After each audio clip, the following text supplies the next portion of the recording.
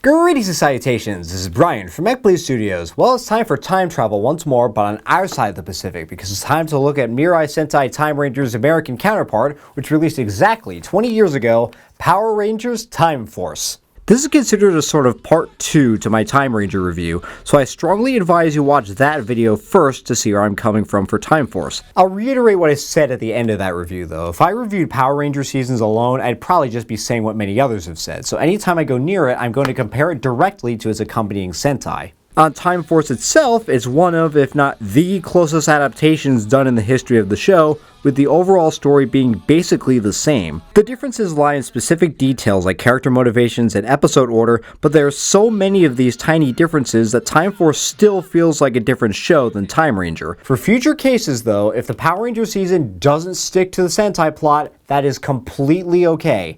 But it has to find a way to outdo or distinguish itself from the Sentai in a compelling and sensible way. The easiest ways to tell Time Ranger footage from original Time Force footage are camera resolution, in that the American footage is clearer, and the suits. The Power Rangers tend to have duller, less shiny spandex than the Time Rangers, while yellow will suddenly have a huge growth spurt in the Time Ranger footage. An important thing to note about the visuals is that Power Rangers will usually have an edge because most of the suit fights and mecha fights are just imported from the Sentai, so the production is usually able to put more resources toward original material and fights. That being said, Time Force has a surprising amount of new fight footage. It completely eschews the super fast blurs, save for 2 instances where it appears in the Time Ranger footage, and tends to use more wire work and explosions. Some of it looks pretty cool, but then some of it also looks a little too much like wire work. Cinematography for other scenes is oftentimes so close between the shows that I can put them right next to each other, overlay them on top of each other and they'll line up, and they both do a fairly competent job.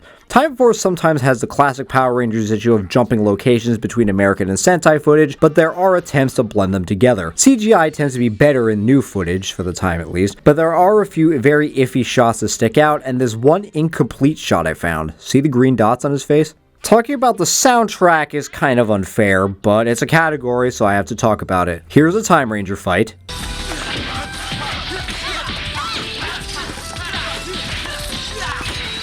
And here's a Time Force fight.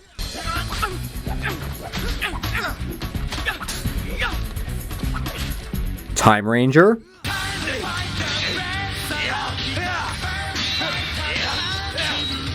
Time Force.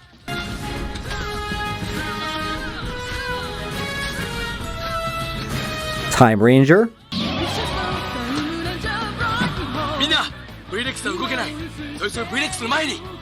Time Force. Guys, I got the Q-Rex back with us. Way to go, Wes. Now, this isn't to say that Time Force's score is bad, but it sounds like it could fit any season. Time Ranger's score has a few very distinct motifs that carry over to many different moods, while Time Force's does not. Time Force's score does become a bit more memorable in the final episodes, but it's already too late by then. Even Mighty Morphin had a couple insert songs. Time Force does have one of the better Power Rangers themes, managing to fit in a hint of grandeur in it, but it's very short. Of course though, no matter how hard it tries, its competition is this. Also, because more often than not, whatever network Power Rangers plays on will advertise the next program during the credits, it doesn't have its own ending theme, just playing an instrumental of the opening.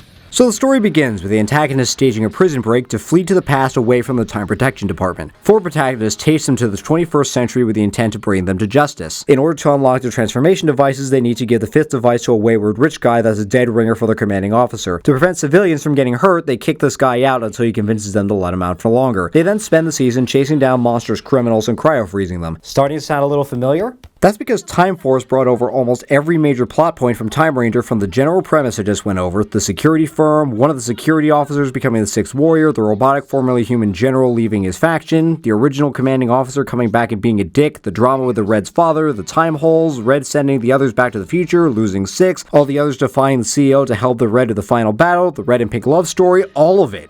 Time Force is just Time Ranger with American actors and tweaked villains. Switch out Tatsuya, Ayase, Sion, Domon, Yuri, and Naoto for Wes, Lucas, Trip, Katie, Jen, and Eric, and you're good to go. For the most part, that is the case, but most of the differences manifest in character motivations, but we'll get to that in time. Filler still exists, what TV show doesn't have it?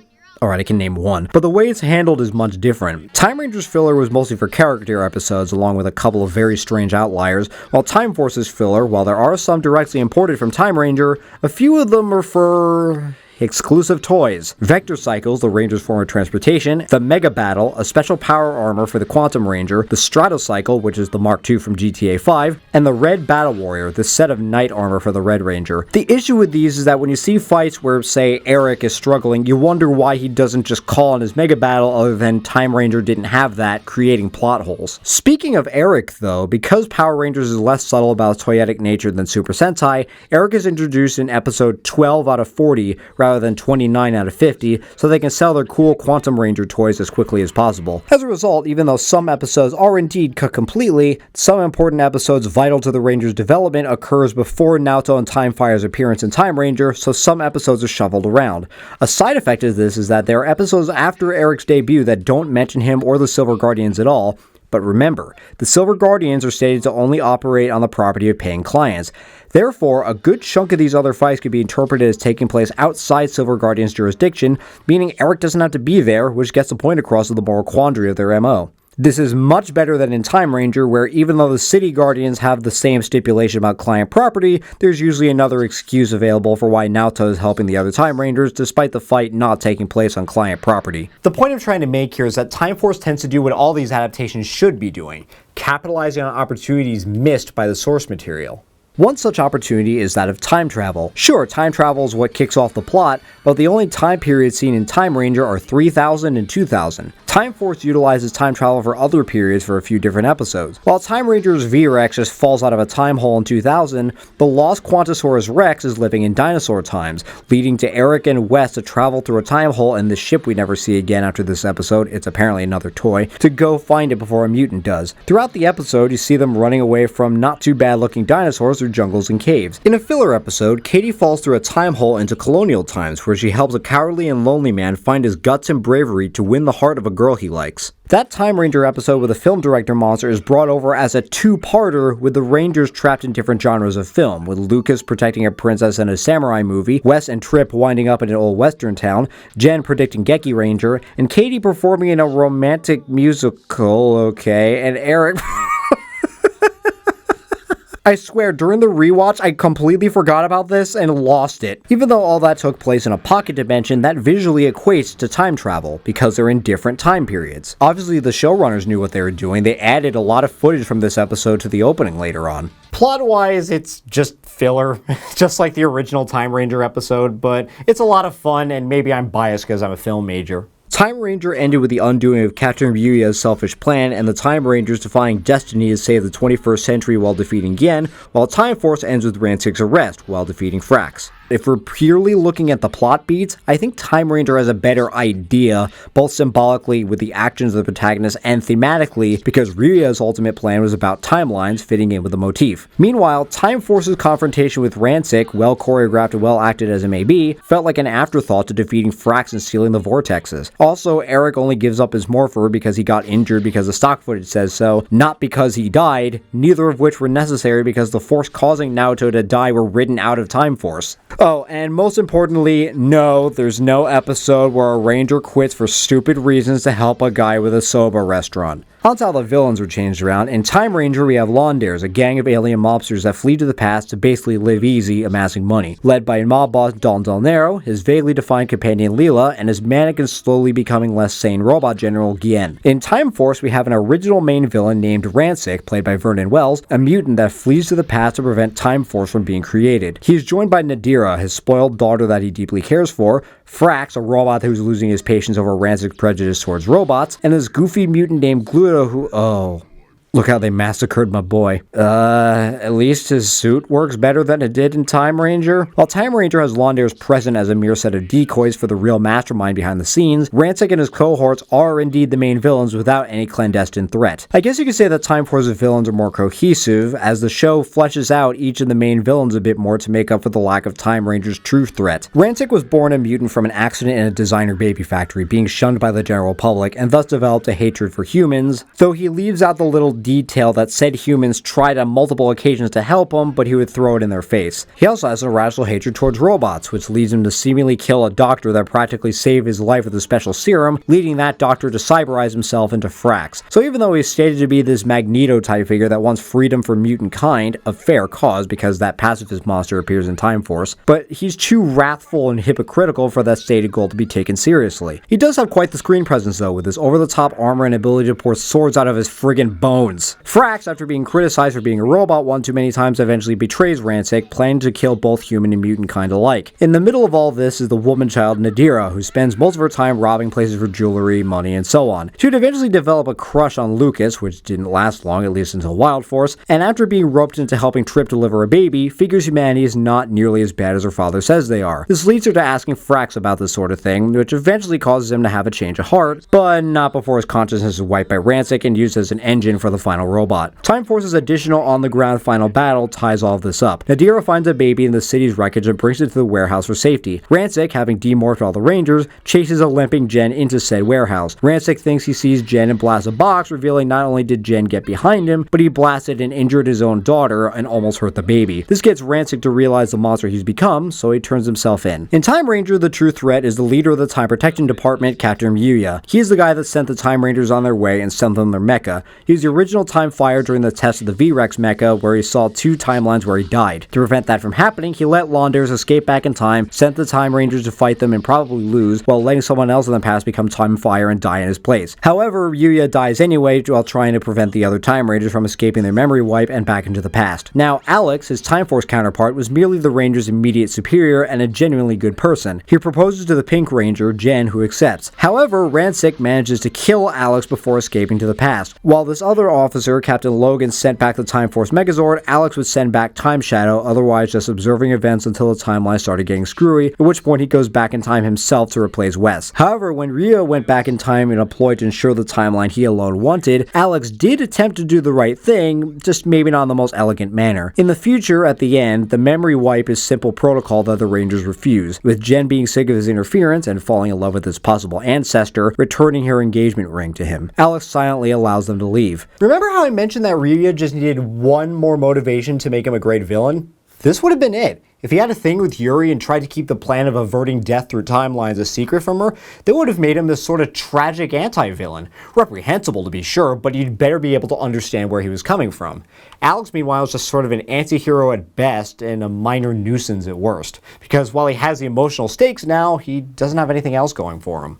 Time Rangers villains are interesting on paper and in the grand scheme of the story, but their individual characters outside of maybe Gien are half-baked. Time Force's villains may act more traditionally, but each one has a distinct personality and arc outside of just get money or save my ass. Yes, I know Dolnero genuinely cared for the other prisoners, but otherwise he just still sent them to do his dirty work anyway. Finally, we have our heroes. Time Ranger has the defiant rich kid Tatsuya, the brooding death seeker Ayase, the tech-savvy alien Sion, the boisterous philanderer Domon, and the vengeful hard-ass Yuri. Time Force has the defiant rich kid Wes, tech-savvy alien Trip, who has a special vision power through the crystal on his head, and vengeful hard-ass Jen, but it's with Lucas and Katie where things start to swerve. Domon's philandering tendencies were transplanted into Lucas, who's actually good at it, while his strength was given to Katie, which is advanced to being genetic super strength, which itself makes sense because of the designer babies thing. However, Lucas loses Ayase's Osiris syndrome and most of his brooding in general, while Katie doesn't really get any lasting subplot like the others do. She gets Domon's homesickness episode, but is recontextualized to being concerned for her family and the possibility that her actions might erase their existence, rather than Domon just getting homesick for his own sake, though Katie doesn't bring this up after that one episode. While she does encounter a Honami equivalent, the guy doesn't appear again after this one episode. While the relationship between Wes and his father starts out fairly similarly to Tatsuya and his father, they do get that one moment of reconciliation I thought Tatsuya and Mr. Asami needed after the latter survived his injuries. However, Mr. Collins only survives because Alex gives him a healing orb after he flatlines, instead of fate letting him live like it let Mr. Asami live. As a result, Mr. Collins gets to have an arc. He was injured because he stood alone against Ransik in an attack on his company's lab, where he states that he's proud of Wes for forging his own path. He then gets to tell Wes that himself when he gets better. Furthermore, he agrees to cease production of the plot-important rare element after Wes asks asks him to, and even seeks out Wes and helps Innocence in the final battle. Then there's the red and pink romance. While Time Ranger made Tatsuya and Yuri's relationship a lot more gradual, with signs not really appearing until halfway through the show, Time Force may well have romance as a genre tag because it's very important to Jen's character. Her fiancé gets killed, leading her to swear vengeance on Rancic. She's brought to tears upon seeing how Wes is nearly identical to Alex. From then on, Wes is the one to try to soften Jen up the most, leading to numerous ship teases throughout the series, something held by Jason Font and Aaron Cahill's excellent chemistry on screen. Then, Alex comes back and Jen's more conflicted than ever, being the most reluctant to rebel, although Alex's actions drove Jen heavily towards Wes. The episode with the two of them infiltrating a cult while out tsunderaing each other was brought over wholesale with a setting change. At the end, instead of a time storm that covers up a few important words, Wes and Jen properly confess to each other at the crash site. No, they don't kiss here either. Apparently the producers wouldn't allow it. Eric is basically Naoto. No, really, look how similar they look. Even TV tropes think so. Though his story and goals unfold a bit more slowly than Naoto's. The biggest difference is that while they both get shot by a foot soldier and bequeath their transformation devices to the Red Ranger, Eric lives. That's actually another mandate from the producers, even though they were totally okay with the Red Ranger dying on the first episode. They did film a version where Eric dies, but obviously that didn't get used. Trip is just Sion, just with the special power of his gem that he doesn't have complete control over, and him actually keeping his green hair throughout the show's run, rather than it disappearing after a few episodes like Sion. So which set do I actually prefer? Do I prefer Time Ranger for giving all the Rangers more of a backstory, but having it be unbalanced? Or do I give it to Time Force for properly developing a few leads while some act as side characters on purpose? In both versions, Red, Pink, Green, and 6 are properly realized characters, while Blue and Yellow have the most writing hiccups. ISA is deeper, but underutilized, while Dolman was inconsistent, but Lucas gets more focus, but is inconsistent, while Katie was more consistent, but underutilized. The heroes alone broke the original scoring system I was originally going to do for this episode because I constantly go back and forth between the two. I wouldn't say they're tied, but they both have good and bad about them. Overall, after a lot of arguments with myself, as anticlimactic as it sounds, I give Power Rangers Time Force an 8 out of 10. I know, another friggin' 8, but honestly, I was about to give it a 9 for improving the overall story and aesthetics, but then I thought more about the toy episodes, the redundant ending, Rancic's wonky portrayal, and the lackluster soundtrack that it got dragged back down to an 8. Sue me. It adapted Time Ranger about as good, if not better, than could be expected, keeping many of the more mature elements that Time Ranger had. As such, it's one of the best Power Ranger seasons, but I still say check out Time Ranger first so maybe the changes can be better appreciated.